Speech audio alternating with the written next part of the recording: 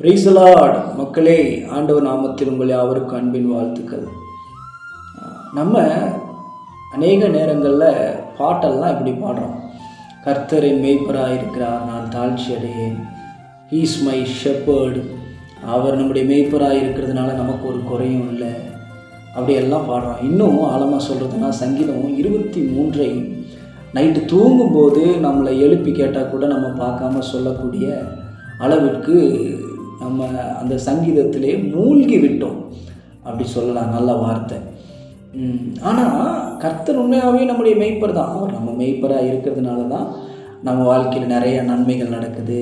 அவர் நல்ல முறையில் நம்மை மேய்க்கிறார், நம்மை நடத்துகிறார், எல்லாம் உண்மைதான். ஆனால் அவர் நல்ல மேய்ப்பர் தான்.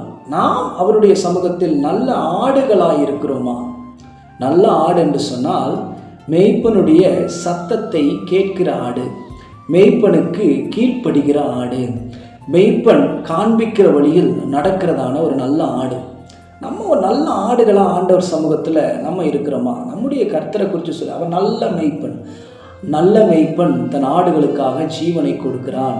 நம்முடைய தெய்வம் நமக்காக ஜீவனை கொடுத்து நம்மை விலைக்கிரயத்தினால் பெற்றுக்கொண்டார். நாம் அவருடைய சத்தத்தை கேட்கிற நல்ல ஆடுகளாக இருக்கிறோமா என்று சிந்தித்து பார்க்கலாம். கர்த்தர் நல்ல மேய்ப்பர், கர்த்தரின் மேய்ப்பராக இருக்கிறார். நானும் அவருடைய ஆடுகளாக இருக்கிறோம் என்கிற உணர்வு நம்முடைய வாழ்க்கையில் உண்டாகட்டும். கர்த்தர் உங்களை ஆசீர்வதிப்பார். God bless you all. Thank you.